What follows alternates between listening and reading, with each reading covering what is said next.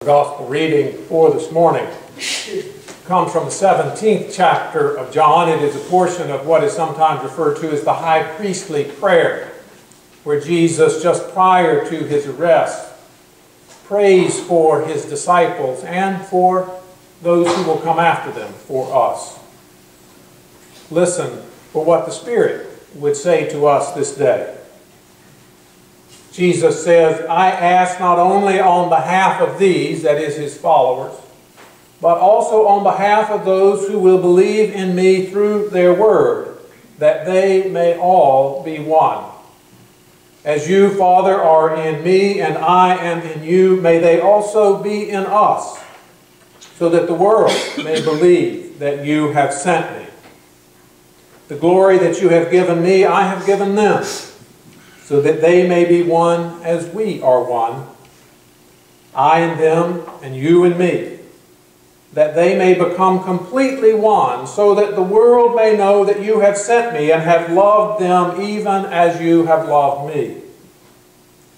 Father, I desire that those also whom you have given me may be with me where I am to see my glory, which you have given me because you loved me before the foundation of the world. Righteous Father, the world does not know you, but I know you. And these know that you have sent me. I made your name known to them, and I will make it known, so that the love with which you have loved me may be in them, and I in them. The word of the Lord. Thanks be to God. When I was in seminary, I loved studying theology. And I always thought it a bit odd that some of my classmates had a certain distaste for it. And one of the favorite images I brought with me out of seminary was that of theology and church tradition as a sort of spectacles, as lenses through which we view and understand God's revelation in Jesus and in the Scriptures. We never hear Jesus speak or read a passage of Scripture without doing so through some sort of interpretive lenses, without some sort of glasses on. Now, with glasses or contacts, when you get accustomed to them enough, you sometimes almost forget that they're there. We don't think of what we see as being changed and corrected. We just see what we see. And the same is true of theological lenses. We often are unaware that they are there. And we forget that what we see through the lenses of tradition and theology is changed and refracted before we actually see it. Now, I saw this a few years ago during an officer training class that I was leading. Those in our denomination who are elected elders or deacons are required to receive training in our Reformed theology because as a part of their ordination, they answer questions promising to be guided by that theology, to use those lenses as they seek to understand how to be a faithful church, how to lead a faithful church. And in this class, as we were discussing that theology, one of the elders-to-be or officers-to-be said, why can't we just be Christians? Why can't we just read our Bibles and do what we see there? Now, that's a legitimate and an important question. In fact, I suspect it's a question like that that caused some of my seminary classmates to have the disdain for theology that they did. Trouble is, the question itself is wearing a set of glasses. The notion that individual Christians should read the Bible for themselves and act on what they see there is a theological position. And it is a set of lenses, a set of glasses that some, but not all Christians wear when they set out to faithfully follow Jesus. Now, as laudable as it is to to desire some sort of pristine Christianity that isn't muddied up by layers of theology, the fact is that this is impossible.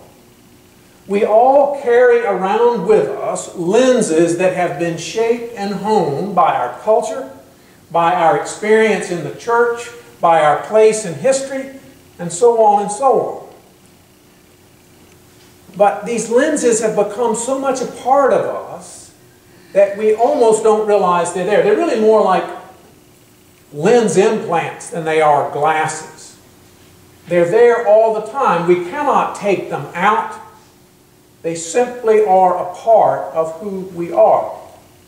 But what if these lenses that we have are not focusing but are blurring our vision?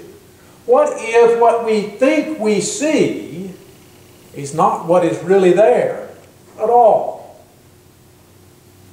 Recently, I've been reading a new book, a wonderful new book by Brian McLaren called A New Kind of Christianity, 10 Questions that are Transforming the Faith. And the first of these questions is, what is the overarching storyline of the Bible? And McLaren's answer suggests that we have been seeing that story, viewing that story through a bad set of lenses.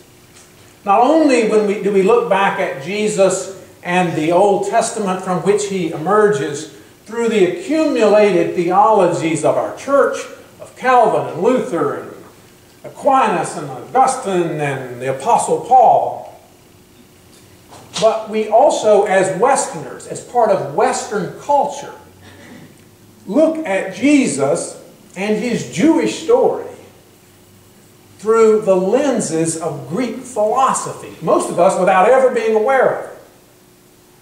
Now, I have a feeling that very few of you here are interested in getting into a discussion about Neoplatonism and its tension with Aristotle, and so I'm not going to go into that. If you are one that would like to discuss that, I'll be happy to discuss that with you later.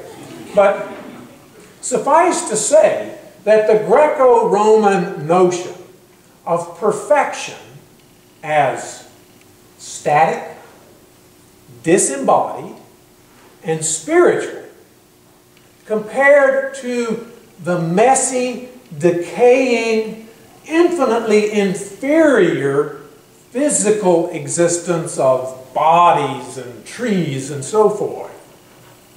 Well, that contrast profoundly impacts how we see Jesus, humanity, and the kingdom that Jesus says he is bringing. And in its worst distortions, it produces a Christianity that has little use for bodies, for creation, for procreation, or any of that messiness of life. Such Christians are stuck here, trapped here on earth, until they can be freed by death to a more real, better, genuine existence that is not physical. And even in its more nuanced forms, this distortion often perceives God as one who can scarcely put up with the world and with its human inhabitants. God simply can't abide how bad things are down here and can avoid only for so long having to destroy the whole mess.